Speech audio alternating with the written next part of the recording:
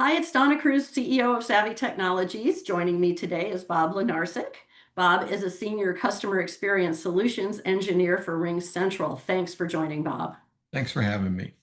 This is our second short interview that Bob and I are doing on pertinent customer experience or CX topics, specifically pertaining to AI in CX.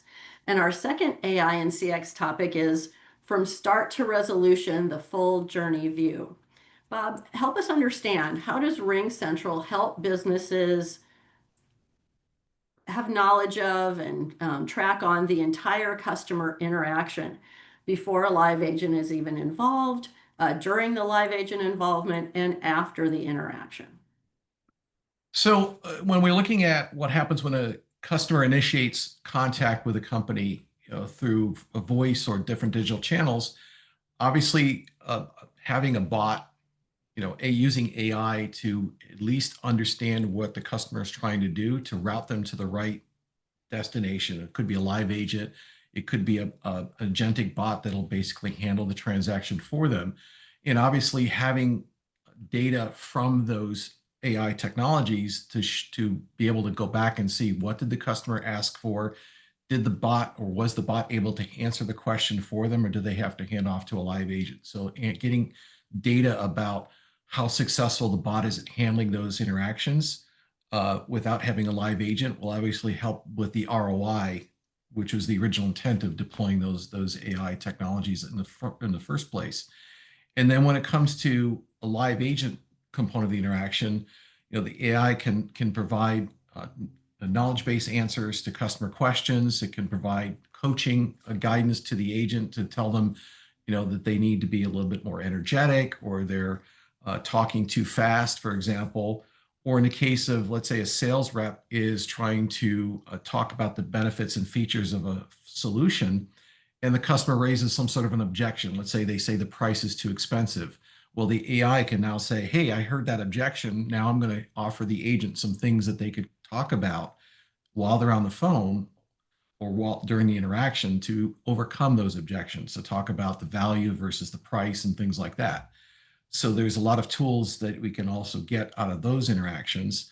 And then summarizing the interaction after it's complete with the agent will also provide that information after the fact to help guide. Again, if I'm seeing a pattern of consistently asked questions, then can these be automated? So now the live agent is freed up to the more complex, the more involved interactions. And then for after the call, having analytics around how did the agent perform in terms of certain key metrics, like are they talking too fast? Are they talking over the customer? Are they showing good energy? What kinds of things can the agent do better? What kind of things did the agent do well? So this provides tools for the supervisors and managers to get a better insight in terms of how the agents are doing their job. And again, I can build trackers into our RingSense platform that allows me to look for certain things. I can describe, let's say, for example, if I'm training my agents to troubleshoot problems in a certain way, there's a certain set of things that I want the agent to cover. I can build a tracker that describes what a troubleshooting process looks like. And then when a call comes in and the AI listens to that entire conversation, and they can say, oh, here's where in the call these steps were covered. So now I can find that and review that as a supervisor without having to listen to the entire call to make sure that they're really doing the job as they expected. So it provides a lot of tools for you to see, is the AI agent ahead of the live interaction doing the job that the customers are asking about? Can I improve that? Are the agents themselves getting tools to help them with the interactions? They don't have to spend time looking up information if they're not trained and knowledgeable on a particular aspect of that conversation.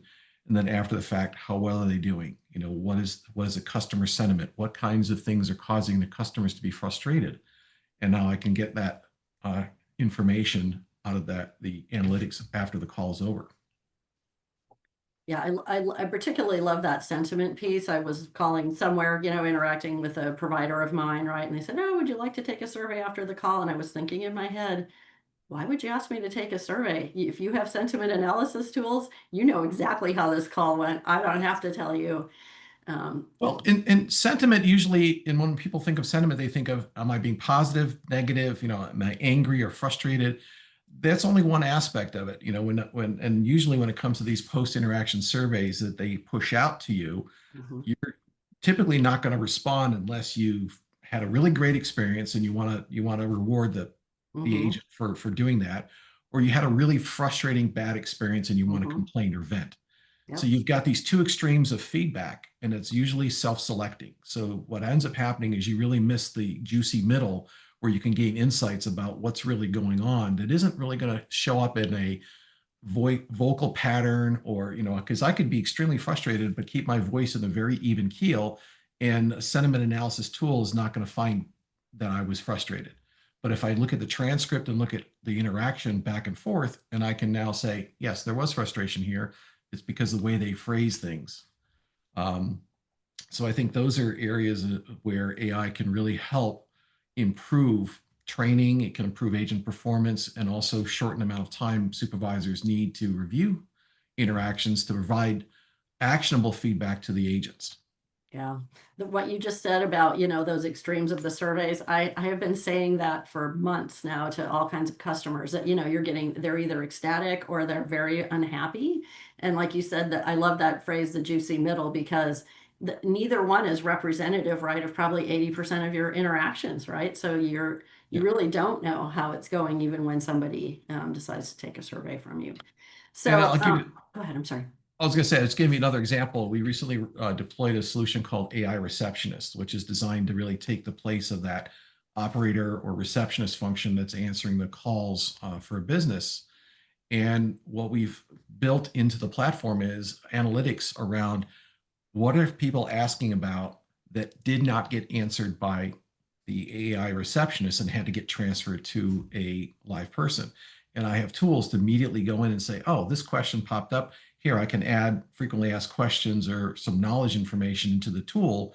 So that now the next time that question comes up, AI receptionists can handle it without having to transfer. So again, the idea is to build capabilities that allow someone to very easily find where it's working and not, make it adaptable or adapt it to handle those things, and make it just better. And so without tools that make it easy for people to see where it's working and not working, the AI is limited and sometimes becomes stale very quickly.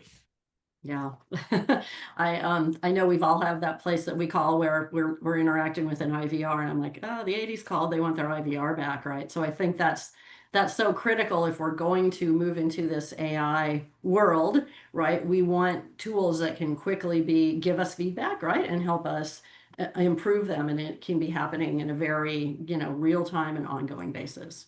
Yeah, I think a lot of companies have deployed AI, especially ones to like the voice bot that takes place of the IVR, the old school press one for sales, and Hmm. so on.